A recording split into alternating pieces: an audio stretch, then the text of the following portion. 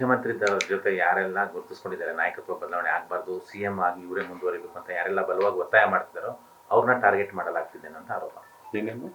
CM ಆಗಿ ಸಿದ್ದರಾಮಯ್ಯ ಅವರೇ ಮುಂದುವರಿಬೇಕು ಅಂತ ಯಾರೆಲ್ಲ ಹಕ್ಕೊತ್ತಾಯ ಮಾಡ್ತಾ ಇದ್ದಾರೋ ಅವ್ರನ್ನ ಟಾರ್ಗೆಟ್ ಮಾಡ್ತಿದ್ದಾರೆ. ಇದಕ್ಕೆ ಏನು ಮುಖ್ಯಮಂತ್ರಿಗಳ ನಾಯಕತ್ವದಲ್ಲಿ ಪಾರ್ಟಿ ನಡೀತಾ ಇರೋದು, ಅದಕ್ಕೆ ಏನಿದೆ, ಅದಕ್ಕೆ ನಿಮ್ಮ ಅದು ಸ್ವಲ್ಪ ಓವರ್ ಎಂಥೂಸಿಯಾಸ್ಟಿಕ್ ವಿಶ್ಲೇಷಣೆಗಳು. ಸರ್, ಇದನ್ನ ಸಚಿವ ಸಂಪುಟ ಪುನರ್ರಚನೆ ಸಂದರ್ಭದಲ್ಲಿ ಹೇಗೆ ಸರಿ ಮಾಡಬೇಕು ಅಂತೀರಿ ಸರ್?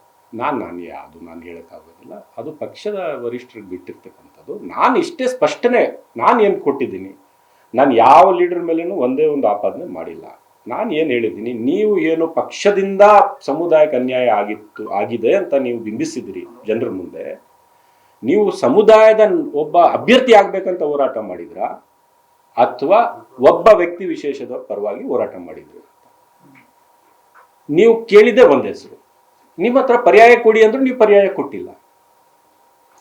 ನೀವು ಪರ್ಯಾಯ 3, 4, 5 ಹೆಸರು ಹೇಳಿ ಆದ್ರೂ ಕೊಟ್ಟಿಲ್ಲ ಅಂದ್ರೆ ನೀವು ಏನಾದ್ರೂ ಕೇಳಿದ್ರೆ ಒಪ್ಕೋಬಹುದು. ಆತರ ಮಾಡಿಲ್ವಲ್ಲ. ಚುನಾವಣಾ ಸಮಿತಿಯವರು ಇದ್ರು, ನೀವು ಚುನಾವಣಾ ಸಮಿತಿಗಳಾರು ಹೆಸರುಗಳು ರೆಫರೆನ್ಸ್ ಮಾಡಬಹುದಿತ್ತಲ್ಲ, ಅವರು ಒಬ್ಬರೇ ಅವ್ರು ಮಾಡ್ಬೇಕಾಗಿತ್ತು ಇಲ್ವೋ ಅದು ಸೆಕೆಂಡ್ರಿ ಡಿಬೇಟ್.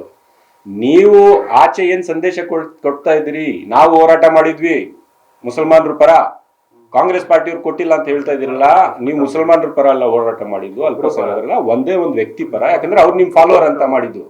ಅದಿಲ್ಲ ಅಂದಾಗ ನೀವು ಬೇರೆ ಯಾರಿಗಾದ್ರೂ ಬೇರೆ ಸಮುದಾಯಕ್ಕೆ ಕೊಟ್ಬಿಡಿ ಅಂತ ಹೇಳಿರೋದು ಎಲ್ಲರ ಮುಂದೆ ಇದೆ ಅಂತ ನಾನು ಹೇಳಕ್ಕೆ ಬಯಸ್ತೇನೆ. ಇಲ್ಲೊಂದ್ ಕಡೆ ರಾಜ್ಯ ಕಾಂಗ್ರೆಸ್ನ ಮುಸ್ಲಿಂ ನಾಯಕರಲ್ಲಿ ಕವಲು ಒಂದು ಬಣ.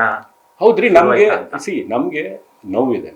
ಆ ಸೀಟು ನಾವು ಅಲ್ಪಸಂಖ್ಯಾತ ಸಮುದಾಯದ ಒಬ್ಬ ಅಭ್ಯರ್ಥಿನ ಮಾಡಿ ಆಯ್ಕೆ ಮಾಡಿ ಅಲ್ಲಿ ಗೆಲ್ಸ್ಕೋಬಹುದಿತ್ತು ಅಂತ ಆ ನೋವು ಇದೆ.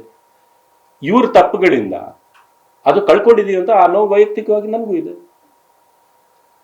ಇವ್ರು ತಪ್ಪು ಮಾಡೋದು, ಸೀಟ್ ತಗೊಳ್ಳೋ ಯಾವ ರೀತಿ ತಗೋಬೇಕಂತ ಅದನ್ನು ಬಿಟ್ಟು ವ್ಯಕ್ತಿ ಪರವಾಗಿ ಹೋರಾಟ ಮಾಡ್ಬಿಟ್ಟು, ಇಲ್ಲಾಂದ್ರೆ ಬಿಟ್ಟು ಕೊಡ್ತೀವಿ ಅಂತ ಹೇಳ್ಬಿಟ್ಟು, ಆಮೇಲೆ ಆಚೆ ಬಂದು ಇಲ್ಲ ನಾವು ಸಮುದಾಯದ ಪರವಾಗಿ ಹೋರಾಟ ಮಾಡಿದ್ವಿ ಅಂತ ಹೇಳೋದು, ಅಲ್ಲಿ ಒಪ್ಪಿಗೆ ತಗೊಂಡು ಅವರು ಕ್ಯಾಂಡಿಡೇಟ್ ಅನೌನ್ಸ್ ಆದ ನಂತರ ಯಾರ ಪರ ನಿಲ್ತಾರೆ ಅವ್ರ ಸಮುದಾಯ ದ್ರೋಹಿ ಅಂತ ಬಿಂಬಿಸೋದು. ಫಲಿತಾಂಶ ಏನು ಅಲ್ಲ, ಎಲ್ಲ ರಾಜಕೀಯ ನೀವೇ ಮಾಡ್ತಾ ಹೋದ್ರೆ ಸ್ಪಷ್ಟನೆ ಆದ್ರೂ ಬರ್ಬೇಕಂತ ನಾನು ಹೇಳಿದ್ದೀನಿ. ಯಾರ ವಿರುದ್ಧ, ನಾನಂತೂ ವೈಯಕ್ತಿಕವಾಗಿ ಪಾರ್ಟಿಯಲ್ಲಿ ಯಾರ ವಿರುದ್ಧ ಹೇಳಿಲ್ಲ, ಯಾರ ವಿರುದ್ಧ ಹೇಳಕ್ ಹೋಗೋದಿಲ್ಲ. ಅಲ್ಲಿ ಏನ್ ನಡೀತು ಅಂತ ಪಕ್ಷದಲ್ಲಿ ಸಾಮಾನ್ಯವಾಗಿ ಎಲ್ಲ ತಿಳುವಳಿಕೆ ಇರುತ್ತೆ, ಅವ್ರು ಮಾಡ್ತಾರೆ.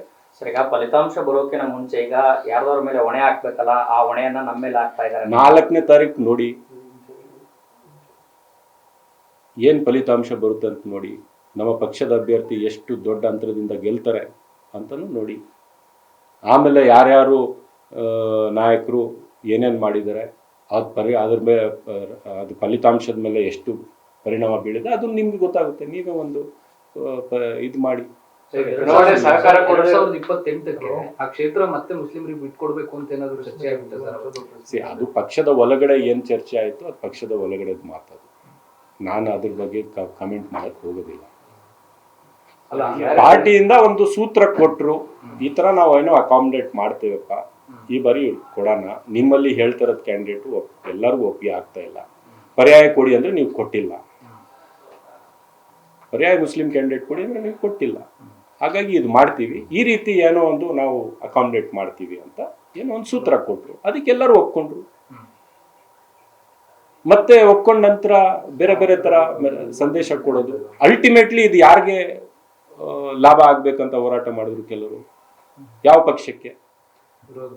ಬಿಜೆಪಿಗೆ ಲಾಭ ಆಗ್ಬೇಕಂತ. ಆ ಬಿಜೆಪಿ ಏನೋ ನಮ್ಮ ಜೊತೆಗೆ, ನಮ್ಮ ಸಮುದಾಯ ಜೊತೆಗೆ ನಡ್ಕೊಂಡು ಹೋಗ್ತಾ ಇರ್ತಕ್ಕಂಥ ರೀತಿ ನಿಮ್ಗೆಲ್ಲ ಗೊತ್ತಿದೆಯಲ್ಲ ಸರ್. ಪರೋಕ್ಷವಾಗಿ SDPI ಸಪೋರ್ಟ್ ಮಾಡಬೇಕು ಅನ್ನೋಂಥದ್ದಿತ್ತು ಅದರಲ್ಲಿ ಅಂತ.